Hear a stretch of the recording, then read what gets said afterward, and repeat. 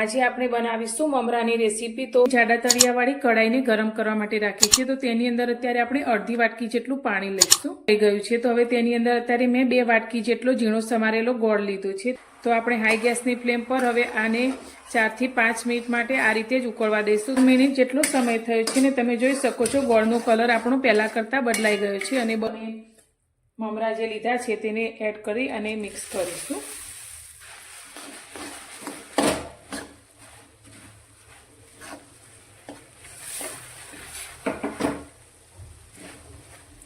તો અત્યારે આપણે થોડી વાર માટે ગેસની ફ્લેમ બિલકુલ બંધ કરી દેવાની છે।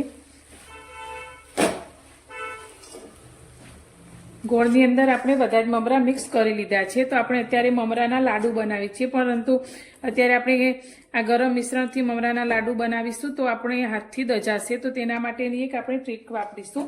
તો અત્યારે મેં આ રીતની ઘરમાં રહેલી એક નાની વાટકી લીધી છે। તો આપણે થોડું મિશ્રણ આ રીતે વાટકીની અંદર લઈ લઈશું અને આ જ રીતે આપણે એ જ સાઈડની બીજી એક વાટકી લઈ લઈશું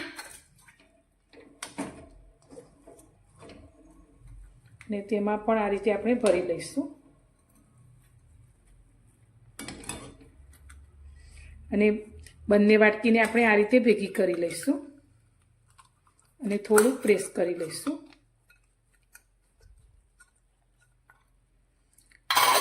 તો જરા પણ હાથથી દજાય નહીં તે રીતે આપણે આ રીતે મમરાનો લાડુ બનીને તૈયાર થઈ ગયો છે। તો આ જ રીતે આપણે બધા જ લાડુ બનાવી લઈશું। તો મિત્રો મેં બધા જ લાડુ બનાવીને તૈયાર કરી લીધા છે। તો આપણે ફક્ત આ રીતે એક નાની વાટકીની મદદથી જરા પણ દજાય નહીં તે રીતે એકદમ સરસ એવા ગોળ લાડુ બનાવીને તૈયાર કરી લીધા છે।